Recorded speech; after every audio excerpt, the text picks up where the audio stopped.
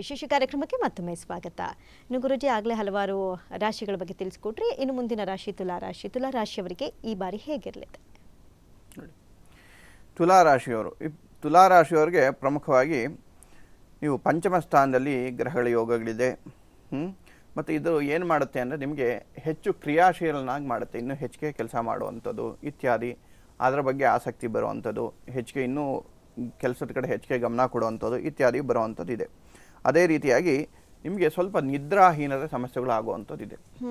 ಮತ್ತು ಉದ್ಯೋಗದಲ್ಲೂ ಸ್ವಲ್ಪ ಮಟ್ಟಿಗೆ ಅಸ್ಥಿರತೆ, ಅಂದರೆ ನೀವು ಎಷ್ಟೇ ಕೆಲಸ ಮಾಡಿದ್ರೂ ಕೂಡ ಹಿರಿಯ ಅಧಿಕಾರಿಗಳಿಂದ ಸ್ವಲ್ಪ ಮಾತುಗಳನ್ನ ಕೇಳಿಸ್ಕೊಳ್ಳುವಂಥ ಪರಿಸ್ಥಿತಿ ಬರುತ್ತೆ ಈ ರೀತಿಯಾಗಿ. ಮತ್ತು ಅನಿರೀಕ್ಷಿತ ಖರ್ಚುಗಳಾಗುವಂಥದ್ದು, ಮತ್ತು ನೀವು ಯಾವುದಾದ್ರೂ ವಿಚಾರಕ್ಕೆ ಇನ್ವೆಸ್ಟ್ ಮಾಡಬೇಕಾದ್ರೆ ಹೊಸದಾಗಿ ತುಂಬ ಯೋಚನೆ ಪಡೆದು ಬೇರೆಯವರ ಸಲಹೆ ಪಡೆದು ನೀವು ಇನ್ವೆಸ್ಟ್ ಮಾಡಬೇಕಾಗುತ್ತೆ.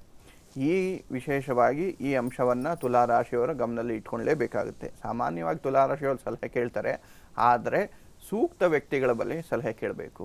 ಇಲ್ಲ ಅಂದರೆ ಏನಾಗುತ್ತೆ, ನೀವೇ ಲಾಸ್ ಮಾಡ್ಕೊಳಕ್ಕೆ ದಾರಿ ಆಗುತ್ತೆ. ಸೊ ಅದರಿಂದ ಮುಖ್ಯವಾಗಿ ತುಲಾರಾಶಿಯವರು ಮೊಸರು ಅಥವಾ ಸಕ್ಕರೆ ಈ ಪದಾರ್ಥವನ್ನು ದಾನ ಮಾಡುವಂಥದ್ದು, ಯಾರಿಗೆ ಅವಶ್ಯಕತೆ ಇರಲಿ ಅಥವಾ ದೇವಸ್ಥಾನಕ್ಕೆ ದಾನ ಮಾಡುವಂಥದ್ದು. ಮತ್ತು ಈ ನಾಮಮಂತ್ರವನ್ನು, ಯಾಕಂದರೆ ಇವು ರಾಶಿಯ ಅಧಿಪತಿ ಯಾರು ಅಂದರೆ ಶುಕ್ರಗ್ರಹ. ಸೊ ಶುಕ್ರಗ್ರಹ ಆದ್ದರಿಂದ ಪ್ರಮುಖವಾಗಿ ಶುಕ್ರಾಯ ನಮಃ ಈ ನಾಮಮಂತ್ರವನ್ನು ಜಪ ಮಾಡೋದ್ರಿಂದ ಗ್ರಹಣ ಸಮಯದಲ್ಲಿ ನೀವು ಹೆಚ್ಚಿನ ಶುಭ ಫಲವನ್ನು ಪಡಿತೀರ.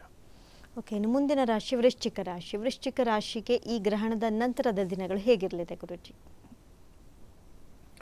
ಈ ವೃಶ್ಚಿಕ ರಾಶಿಯವರಿಗೆ ಪ್ರಮುಖವಾಗಿ ವಾಹನ ವಿಚಾರಗಳಲ್ಲಿ ಸ್ವಲ್ಪ ಆತುರ ನಿರ್ಧಾರ ತಗೊಳ್ಳುವಂಥದ್ದು, ಗಾಡಿ ಓಡಿಸ್ಬೇಕಾದ್ರೆ ಸ್ವಲ್ಪ ಜಾಗರೂಕತೆಯಿಂದ ಇರಬೇಕಾಗುತ್ತೆ. ಮತ್ತು ನಿಮ್ಮ ಏನು ನಿರ್ಧಾರ ಏನಿದೆ ಅದರಿಂದ ನಿಮಗೆ ಸ್ವಲ್ಪ ತೊಂದರೆ ಉಂಟಾಗುವಂಥದ್ದು. ಸೊ ಇದ್ರ ಬಗ್ಗೆ ಸ್ವಲ್ಪ ಹೆಚ್ಚಿನ ಗಮನವನ್ನು ನೀವು ಹರಿಸಲೇಬೇಕಾಗುತ್ತೆ. ಮತ್ತು ಮುಖ್ಯವಾಗಿ ನಿಮ್ಮ ಯಾರು ಸ್ನೇಹಿತರಿರ್ತಾರೆ, ಹಳೆಯ ಸ್ನೇಹಿತರು, ಅವರು ನಿಮ್ಗೆ ಸಿಗ್ತಾರೆ. ಅವರಿಂದ ಇವನೇನೋ ಹಳೆಯ ಸ್ನೇಹಿತ ಸಿಗ್ತಾ ಅಂತ ನೀವು ಬಾಂಧವ್ಯದಲ್ಲಿ ಮಾತಾಡ್ಸ್ಕೊಂಡಿರ್ತಾರೆ, ಆದರೆ ನೋಡಿದ್ರೆ ಅವ್ರು ಏನೋ ಒಂದು ನಿಮಗೆ ನಷ್ಟ ತಂದಿಡುವಂಥದ್ದು.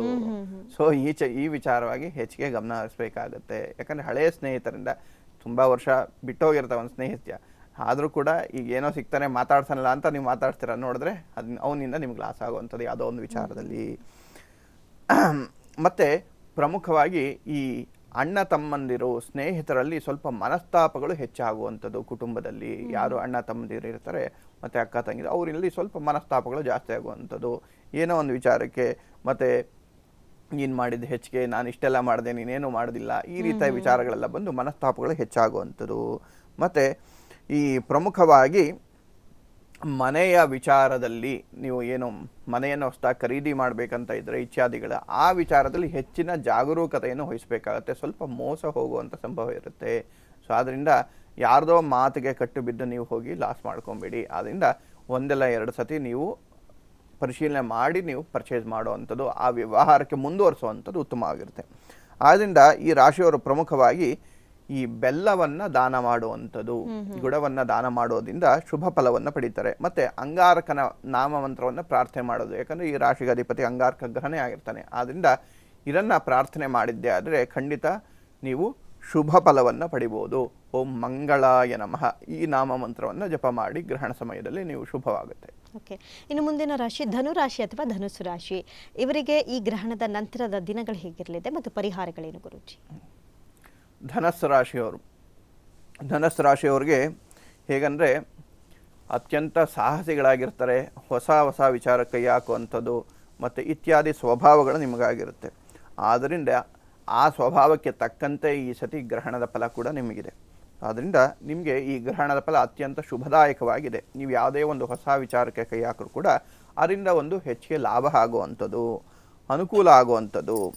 ಮತ್ತು ಪ್ರಮುಖವಾಗಿ ಆದರೆ ಈಗ ಪ್ರಸ್ತುತವಾಗಿ ಏನು ಕೆಲಸ ನಡೀತಾ ಇದೆ ಮಾಡ್ತಾ ಇದ್ದೀರಾ ಅದರಲ್ಲಿ ಅಸ್ಥಿರತೆ ಉಂಟಾಗುವಂಥದ್ದು. ಪ್ರೆಸೆಂಟ್ ಏನು ಕೆಲಸ ಮಾಡ್ತಾ ಇದ್ದಾರೆ ಅದರಲ್ಲಿ ಸ್ವಲ್ಪ ಅಸ್ಥಿರತೆ ಉಂಟಾಗುವಂಥದ್ದು. ಮತ್ತು ಸ್ಥಾನ ಪಲ್ಲಟ ಆಗುವಂಥದ್ದು, ಒಂದು ಜಾಗದಿಂದ ಇನ್ನೊಂದು ಜಾಗಕ್ಕೆ ಹೋಗುವಂಥದ್ದು, ಬಿಸ್ನೆಸ್ ಚೈನ್ ಒಂದು ಜಾಗದಿಂದ ಇನ್ನೊಂದು ಕಡೆ ಬದಲಾವಣೆ ಆಗುವಂಥದ್ದು, ಸ್ಥಾನ ಪಲ್ಲಟ ಆಗುವಂಥದ್ದು, ಈ ರೀತಿಯಾಗಿ ಫಲಗಳಿದೆ. ಆದರೆ ಪ್ರಮುಖವಾಗಿ ನೀವು ಅನುಸರಿಸಬೇಕಾಗಿರುವಂಥ ವಿಚಾರ ಏನು ಅಂತಂದರೆ ನಿಮ್ಮ ಹಿರಿಯರ ಮಾರ್ಗದರ್ಶನವನ್ನು ಪಡಿಬೇಕು. ಅದರಲ್ಲೂ ಕುಟುಂಬದಲ್ಲಿ ಯಾರಿರ್ತಾರೆ, ವಯಸ್ಸಾದವರು ಅಥವಾ ನಿಮ್ಮ ತಂದೆ ಯಾರಿರ್ತಾರೆ ಅವರ ಮಾರ್ಗದರ್ಶನವನ್ನು ಪಡೆದು ನೀವು ವ್ಯವಹಾರಕ್ಕೆ ಕೈ ಹಾಕಿದ್ದೆ ಆದರೆ, ನೀವು ಹೊಸ ವಿಚಾರ ಏನು ಮಾಡ್ತಾ ಇದ್ದಾರೆ ಅದಕ್ಕೆ ಕೈ ಹಾಕಿದ್ರೆ ಆದರೆ ಅದರಿಂದ ಹೆಚ್ಚಿನ ಲಾಭ ನೀವು ಪಡಿತೀರಾ.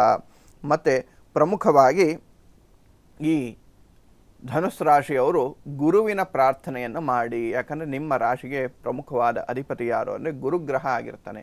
ಈ ಗುರುಗ್ರಹದ ಅಧಿಪತಿನೇ ಆಗಿರೋದ್ರಿಂದ ನೀವು ಈ ಧನುಸ್ಸು ರಾಶಿಯವರು ಗುರುವಿನ ಮಂತ್ರವನ್ನು ನೀವು ಗ್ರಹಣ ಸಮಯದಲ್ಲಿ ಪಠನೆ ಮಾಡುವಂಥದ್ದು. ಮತ್ತು ಕಡಲೆ ಬೇಳೆ ಏನಿದೆ ಅದನ್ನು ದಾನ ಮಾಡೋದ್ರಿಂದ ಹೆಚ್ಚಿನ ಶುಭ ಫಲವನ್ನು ನೀವು ಪಡಿತೀರಾ.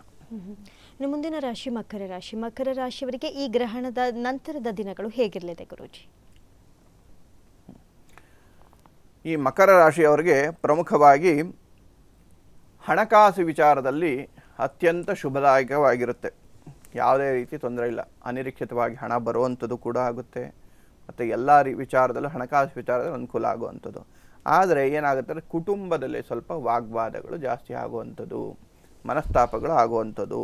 ಮತ್ತು ಪ್ರಮುಖವಾಗಿ ಈ ನಿಮ್ಮ ಮನೆಯಲ್ಲಿ ಯಾವುದಾದ್ರು ಧಾರ್ಮಿಕ ಕಾರ್ಯಗಳನ್ನು ನೀವು ಮಾಡಬೇಕು ಅಂತ ಇದ್ದೀರಾ, ಅಥವಾ ಯಾವುದೋ ಒಂದು ಶುಭ ಕಾರ್ಯವನ್ನು ಮಾಡಬೇಕಂತ ಇದ್ದೀರಾ, ಅದರಲ್ಲಿ ಸ್ವಲ್ಪ ಅಡೆತಡೆಗಳು ಬರುವಂಥದ್ದು. ಪ್ರಮುಖವಾಗಿ ಈ ವಿಚಾರವಾಗಿ ಹೆಚ್ಚಿಗೆ ನೀವು ಗಮನ ಹರಿಸಬೇಕಾಗುತ್ತೆ.